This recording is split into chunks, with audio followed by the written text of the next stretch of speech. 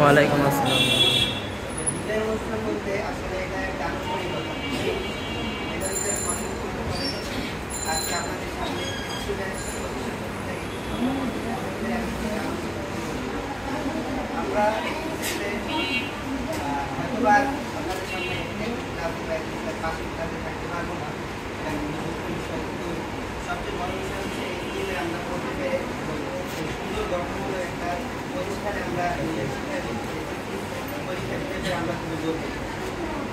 তো আপনাদের আমরা একটি কথা বলতে চাই, সেটা হচ্ছে এসএসসি পরীক্ষা যেমন হোক তার থেকে বড় বিষয় হচ্ছে ভালো মানুষ হওয়া।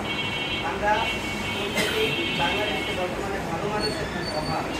তো আপনাদের কাছে একটা অনুরোধ থাকবে আমাদের যে আপনারা ভালো মানুষ হবেন এবং আপনাদের শিক্ষকদের সম্মান করবেন।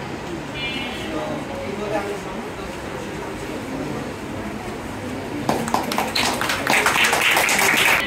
2025-এর বিদায় ও দোয়া অনুষ্ঠানে সম্মানিত সভাপতি, উপস্থিত শিক্ষক এবং আমার স্নেহপ্রতিম শিক্ষার্থীবৃন্দ, আমার স্নেহের শিক্ষার্থী এর বলে গেল যে এই যে বিদায়, এটা একটা আনুষ্ঠানিকতা।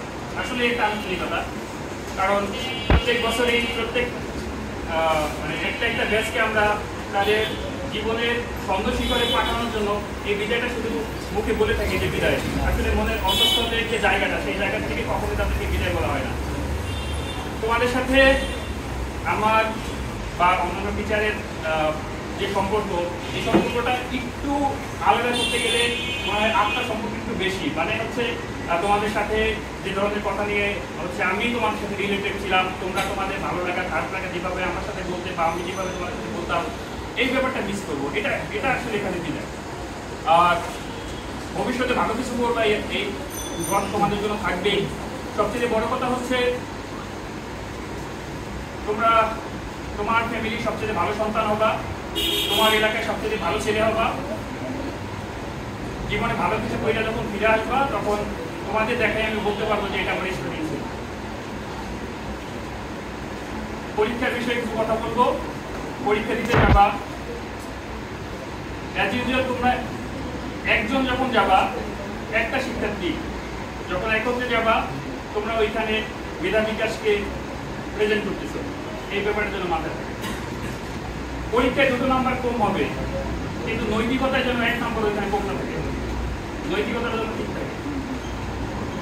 কখনো যেন কেউ বলতে না পারে এই স্টুডেন্টটা মেধা বিকাশে, এর জন্য এই কথাটা, মানে এই কথাটা যেন আমাদের কখনো শুনতে না হয়। ভালো কিছু করবা তখন যেন শুনি যে এই স্টুডেন্টটা মেধা বিকাশ থেকে পড়ে আসছে, এর জন্য এই স্টুডেন্ট এত ভালো। পরীক্ষা সৃজনশীল, তোমরা অনেক আগে থেকেই সৃজনশীলতা কি সেটা অনেক ভালো করে জানো। নিজেদেরকে সেইভাবে বলে দিবা যে সাবজেক্টগুলো নিয়ে 60টা করে অ্যান্সার করতে হবে। কি লিখবা আগে থেকে মেন্টালভাবে প্রিপারেশন নিবা, কিন্তু 60টা প্রশ্নের একটাও যেন খাতায় কম না থাকে। তুমি খুব সুন্দর করে 5টা লিখছো, তোমাকে 70 মার্কে কাউন্ট করা হবে না, তোমাকে 50 মার্কে কাউন্ট করা হবে। তুমি 60টা লিখছো, তোমাকে 70 মার্কে এখানে কাউন্ট করা হবে। সুতরাং এইটা যেন মাথায় থাকে। নৈবিত্তিক রেখে একটা ব্যাপার বলবো, 30টা নৈবিত্তিক সময় সেম। সুতরাং জ্ঞানমূলক যেগুলো, সেগুলোতে যেন খুব বেশি সময় চেষ্টা করো। অনুধাবন প্রয়োগমূলকে যেখানে তোমাকে ক্যালকুলেশন করার দরকার আছে, এইখানের জন্য যেখানে 1 ন্যানো সেকেন্ডের জন্য অন্য একটা প্রশ্ন থেকে নিয়ে নেওয়া যায়, সেটা যেন থাকে যে এই প্রশ্নের জন্য আমার এতটুকু লাগবে, সেটাও